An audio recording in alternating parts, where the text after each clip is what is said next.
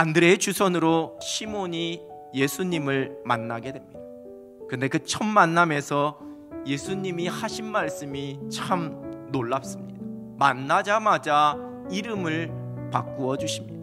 이름을 바꾸어 주시는 이 42절의 말씀 중에 우리가 주목해야지만 되는 표현은 장차라는 단어입니다. 예수님께서는 지금의 모습이 아닌 미래에 펼쳐질 인생, 그를 통해 이루어질 하나님의 위대한 일들을 바라보셨습니다. 그래서 시몬의 이름을 바꾸어 주십니다. 첫 만남에서 시몬을 장차 베드로라 하리라 말씀하신 그의 미래에 펼쳐질 모든 일들을 아시고 그 이름을 바꾸어 주신 그 이름 그대로 반석과 같은 그 삶을 살게 될 그 미래를 이미 다 알고 계셨던 그 예수님께서 저와 여러분의 주님이 되십니다. 예수님께서 우리를 만나주시고 저와 여러분의 이름을 바꾸어 주십니다. 그리스도인으로, 하나님의 자녀로, 세상이 감당하지 못하는 믿음의 사람으로, 예수님의 사람으로 우리의 이름을 바꾸어 주십니다.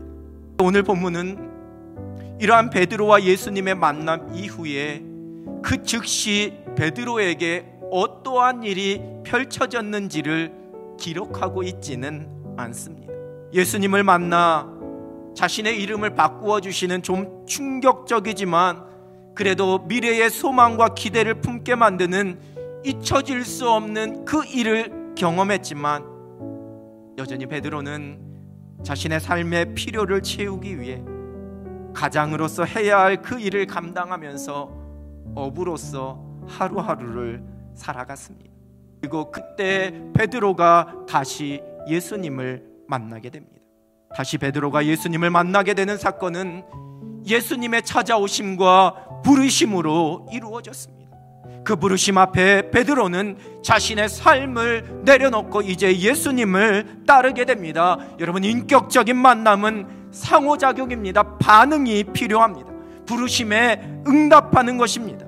첫 만남에서 그의 이름을 바꿔주신 예수님께서 다시 찾아오셔서 베드로를 부르십니다. 예수님의 사람으로 살아가라고, 예수님이 인생의 주인 되심을 고백하며 내가 나의 삶이 예수님의 것임을 고백하면서 예수님의 비전을 품고 그것이 삶 속에 이루어지길 소망하며 살아가라고 부르십니다. 나를 따라오너라. 그 부르심 앞에서 우리의 결단입니다. 곧 버려두고 예수를 따르니라.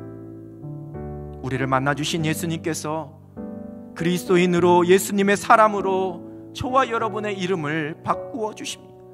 그리고 바꾸어 주신 그 이름 속에서 장차 주께서 이루실 비전과 소망을 품게 하십니다. 예수님의 사람으로 우리를 부르시는 예수님께서 이제 우리 인생의 참 주인이 되기를 원하십니다. 우리는 그 부르심 앞에 모든 것을 내려놓고 따라갑니다. 오직 예수 그리스도를 신뢰함으로 온전한 예수님의 사람이 되기를 소망하면서 우리가 우리의 믿음의 길을 걸어갑니다. 우리의 이름을 바꾸어 주시는 예수님과의 행복한 만남, 예수님이 주인 되시는 삶으로의 그 부르심에 응답하는 것이 예수님의 사람으로서의 첫 출발입니다. 예수님의 사람은 예수님을 만나 그 이름이 바뀐 사람들입니다. 예수님의 부르심 앞에 모든 것을 버리고 그 무엇과도 바꿀 수 없는, 그 무엇과도 대신할 수 없는 주인 되신 예수님과 동행하는 사람입니다. 그리스도인으로 예수님이 내 삶의 주인 되심을 인정하는 예수님의 사람으로 날마다 구원의 감격 가운데 승리할 수 있는 여러분 되시기를 우리 주님의 이름으로 축원합니다.